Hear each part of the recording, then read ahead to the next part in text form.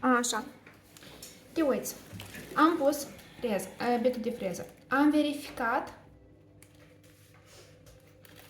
Am închis și am verificat ca el să fie poziționat. Freza la noi lucrează cu vârful și cu burta. Dă-te leac mai departe asta ca să vezi. Cu vârful și cu burta, da? Nu numai cu vârful, pentru că faci gaură. Și nu ridicăm să lucrăm numai cu burta, pentru că se duce vârful sub piele și rupe pielea. Poziționăm, lucrează și vârful și burta. Ca atare, freză, dacă nu este nouă, se vede urma de la freză. La bit. Uitați-vă aici. Aparatele au forward și revers. Asta este direcția din care se învârte. Din dreapta în stânga și din stânga în dreapta. Primul noi ce facem, lucrăm la forward. Din dreapta în stânga. Aparatul are rotațiile pe secundă. Câte mii de rotații pe secundă sunt. Haide, uite.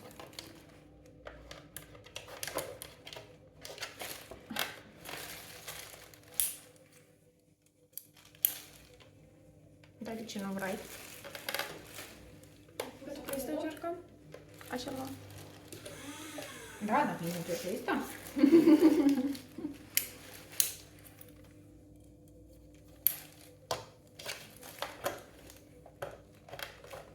Eu ieri am schimbat locul. Aici la spate ce are el? El are pedală. Și are pedală și poți să lucrezi cu pedala.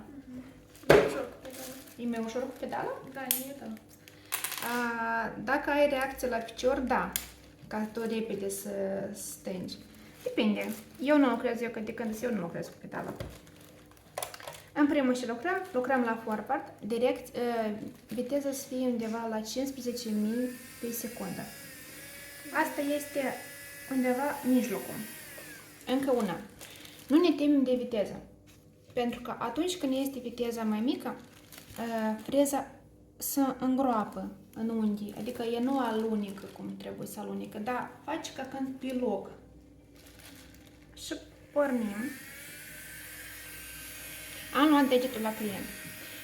Când lucrăm noi cu aparatul, degetul nostru mic trebuie să fie fixat, adică în cazul când din nou nu tremură mâna, mai ales la început, să nu tremure, să nu fie în aer și să tremure. Dar când fixăm degetul, îl poziționăm, se oprește. Dar degetul la client trebuie să ne uităm puțin așa, înclinat în sus. Nu în jos, pentru că noi nu vedem, noi trebuie să prelucrăm de desubt sub cuticulă, dar înclinat în sus. Pornim. Începem de jos, cu vârful și cu burta. Așa i-am dat. Ne-am oprit în sinus. Capătul de freză se uită în sinus. Nu ne ducem în drept, pentru că în cazul când ne ducem în drept, se rupe. Am prelucrat sinusul, ne-am îndreptat.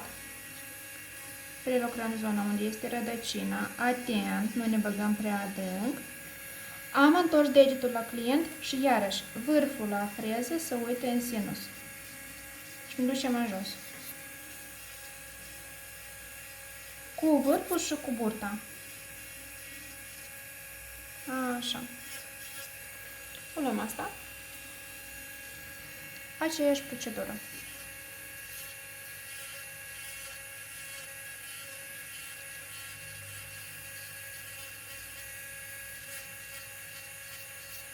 Și în jos. Ne-am oprit. N-am periuță. Uite, acolo este o periuță roz. Da.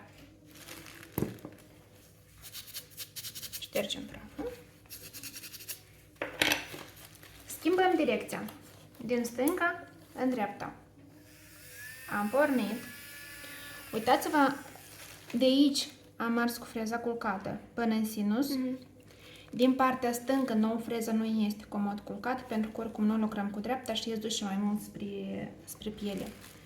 Noi întoarcem degetul și poziționăm în așa mod freza. Și ne ducem spre sinus, am îndreptat și în jos. Nu apăsăm deloc pe freză, pe aparat și pe capăt, pentru că el singur se alunecă. Noi nu avem voie să apăsăm pe freză. În cazul că noi apăsăm, rămâne urmă de la freză și pe viitor acolo este șansă când crește.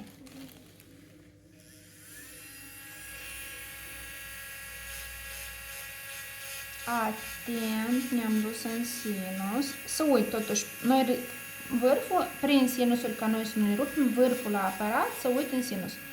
Rădăcina.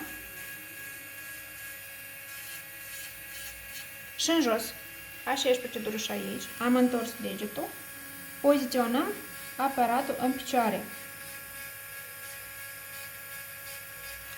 Se primește că punem ca niște virgulițe pe unghii. Și în jos. Am stâns. Și am scuturat praful. La etapa dată, noi trebuie să luăm farficuța și stăiem cuticula. În cazul de dat, de amu, clientul nu are cuticula. Adică ei este minim și noi nu ne băgăm mai adânc. Nu avem voie. Eu m-aș băga, dar voi ca începători, mai bine să nu ne băgăm, să nu ajungem, pentru că nu este mult ce tăie și nu ajungem la sânge. Dar în caz când ajungi la sânge, este soluție care oprește sângele și se numește capramin. Uitați-vă, ștergem praful. Cu ce ștergem praful? Cu alcool etilic, cu spirit de 96%. Sunt diferite dehidraturi care merg tot pentru unghii. Dar eu nu mă folosesc cu dânsul și vă spun de ce. Dehidraturile care șterg spiritul și stratul lipicios, praful și stratul lipicios, conțin aromatizatori și coloranți. La persoanele puțin mai sensibile, în cazul meu, eu sunt puțin mai alergie, tu nu cunoști clientul, are alergie sau nu, cel mai bine e să folosim alcool etilic de 96%. Ștergem praful. Alcoolul este etilic se vinde în farmacie veterinar. În farmaciile care pentru oameni nu se vând. Nu știu din care cauză. Cred că suntem ca să nu se facă alcoolici. Am șters praful bine și sub cuticul, așa. Ne-am oprit. Mai departe merge primerul. Fără acid. Avem voie să ne băgăm și sub cuticulă și vârful liber numai decât. Așa. Îl lăsăm ceva timp ca el să se usuce. Când se usuce, s-a văzut că s-a evaporat și a făcut unghia mai albă. După care luăm bonderul.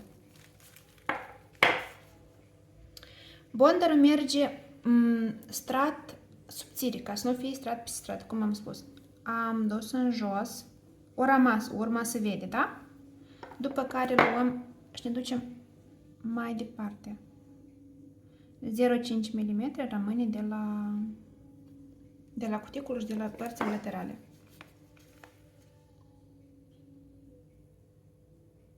Așa. Să nu fie strat peste strat.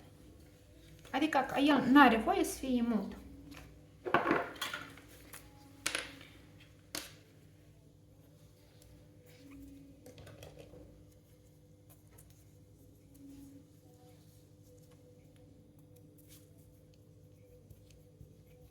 Nu trebuie să facem unghi roșu.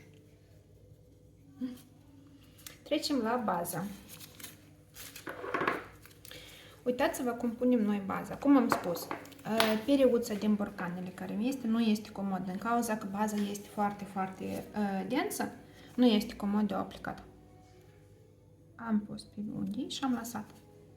Și trecem partea asta. Am pus pe unghii picătura și am lăsat-o. Luăm periuța cu vârful atent. Obțin toată unghia. 0,5 mm rămâne de la unghi și de la părțile laterale. Nu avem voie să ne ducem sub cuticulă, pentru că dacă ne ducem sub cuticulă, pe viitor, gelul și baza color care o să fie astăzi, o să ducă tot în același punct. În cazul când s-o dus, spre exemplu, s-o băgat sub cuticulă, ștergem pe loc. Nu pe viitor, când șterg pe urmă, dar chiar la moment, pentru că el tot se duce și se extinde mai mult și pe viitor o să fie mai greu să scoateți de acolo gelul. Uscam.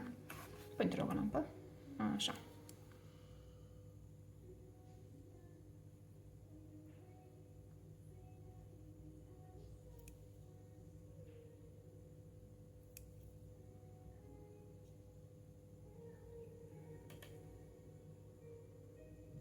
Așa. Uscam împreună.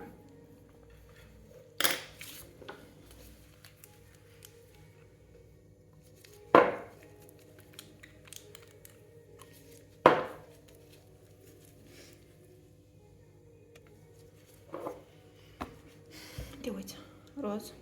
Ce culoare vrei? Așa, în alb, bate puțin în violet. Sau alb cu luci și este fix așa, alb curat. Și o să fie unghia numai cu... Da, cu bază. O să fie alb. Alb? Aici, da. Aici, da? Da.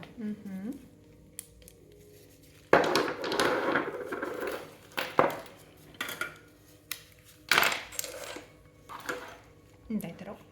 Amândouă poți să-i scoți, da. Așa, aplicăm baza color. Asta este acoperire cu gel lac, adică să acoperi unghia naturală cu gel lac. Luăm periuța și aplicăm picătura. O lăsăm pe unghie. În cazul când lucrăm cu gel lac, ne este mai comod să lucrez cu periuța subțire. Să nu lucrez cu periuța iarăși din borcan, pentru că ei este mai încărcat, dar cu periuța subțire. Din picătură ne extindem atent spre laterale, spre cuticulă. Nu apăsăm pe periuță. În cazul când noi apăsăm pe periuță, gelul nu ne ascultă. Îți duce mai mult decât nouă trebuie. Da? Ne-am înțeles. Am pus baza lângă cuticulă și în laterale. O întoarcem degetul. Din care cauză noi întoarcem? În așa mod se face apexul, adică să faci picătura care noi am poziționat-o, se extinde dintre, se extinde de lângă cuticulă și de pe părți. Când întoarcem, nu întoarcem așa să fie în sus, dar să fie drept, puțin în jos, ca dacă nu să fie prea adânc pe cuticulă. Am întors, ne uităm dintr-o parte, după care noi cu periuța subțire am nivelat și facem apex. Ce înseamnă apex? Apex înseamnă cel mai înalt punct a unghiei, adică el se primește plus minus la unghie, la mijlocul unghiei, unire dintre vârful liber și dintre unghia naturală. La cuticulă să fie material la 0, aici se permite să fie material undeva în jur la 1 mm de grosime. Pentru că atunci când este foarte, foarte subțire, oricum materialul de acolo se exfoliază.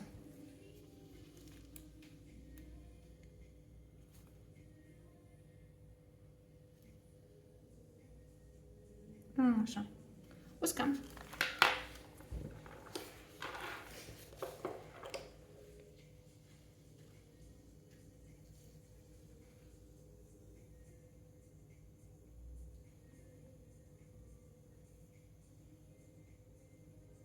Vedeți cum pun materialul de sus, îl pun pe mijloc, ca mie să-mi fie mai comod cu periuța subțire ca să-l nivelez.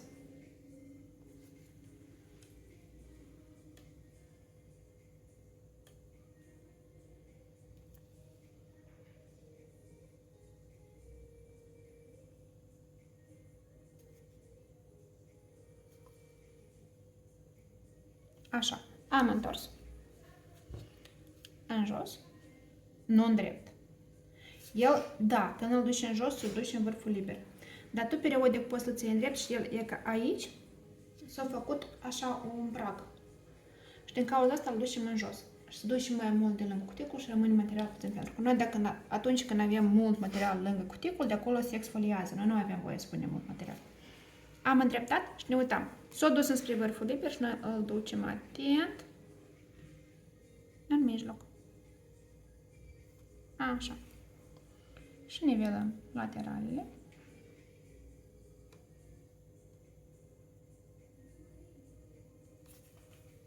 Uscăm. Mai departe ștergem stratul lipicios. Și la necesitate îl roadem. Dacă ați făcut o burtică sau este undeva unde nu este nivelat drept. Eu văd aici că este puțin în plus, dar apoi o să luăm. Ne uităm. Vârful liber l-am luat. Prin lateral totuși puțin am petrecut cu pilăcica ca să nu rămâi nivelat. Și prelucrăm puțin vârfurile. Așa. Și de ajuns. În cazul vostru când nu este drept suprafața, vă băgați cu pilăcica. În cazul meu, eu aici nu trebuie să mă bag cu pilăcica. Am roz, am prelucrat, am șters stratul lipicios. Ștergem de desubt. Așa.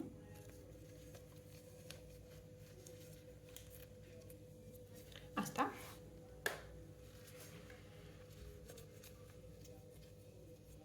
Aceeași procedură.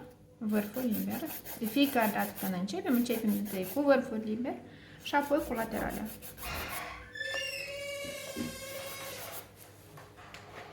Gata, ne lași?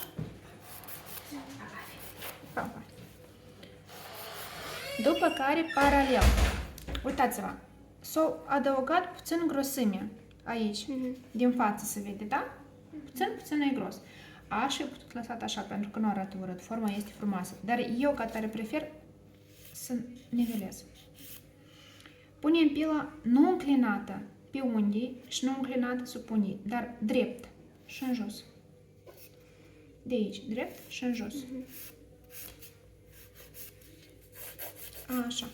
Ne uităm suprafața. Uitați-vă aici. Este puțin burtică. Se vede. De se vede. Vedeți? Ai văzut? Da. E trebuie nivelată. Cum punem? Punem pila culcată. Cu toate că la noi burta a rămas pe vârful liber, noi nu înclinăm în așa mod ca să luăm numai burta. Pentru că ne rămâne alt unghi. Punem pila culcat pe unghi și ne ducem în jos.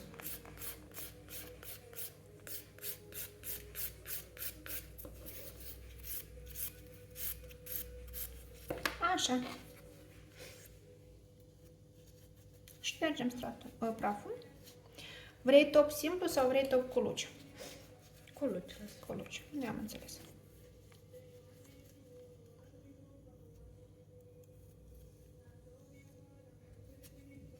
Top simplu ăsta e mare? Nu, top simplu este topul ăsta care este strălucit. Da, sunt diferite topuri. Este top care merge alb lăptos. Când faceți unghia maloșnă albă, este top alb lăptos și el nivelează, se primește unghia mai albă și nivelează toate găurile care au rămas de la alb.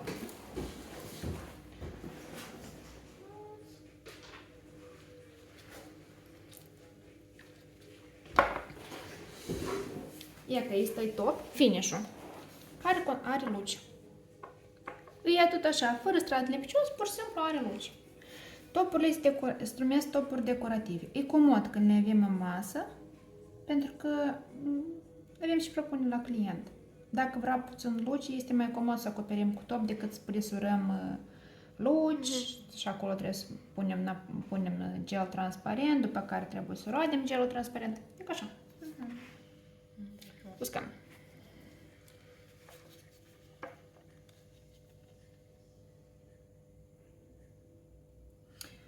Aici e top cu luci și noi nu facem blicul. Ce înseamnă blic? Acum vă lămuresc. Blicul este ceea ce se reflectă de la lampă pe unghie. Dar pe topul cu luci nu se observă. Nu știu dacă la mine eu am de lumină roasă. Nu mă vedem dacă se observă aici. Dacă nu, la următoarea să vă lămuresc. Așa, uscăm. Mai ține puțin. Ca atare, acum noi le facem toate 10 odată și asta este procedura gata. Ștergem mâna la client cu un șervețel umed, punem ulei la cuticulă, numai decât punem ulei la cuticulă ca să umezăm cuticulă și procedura este gata.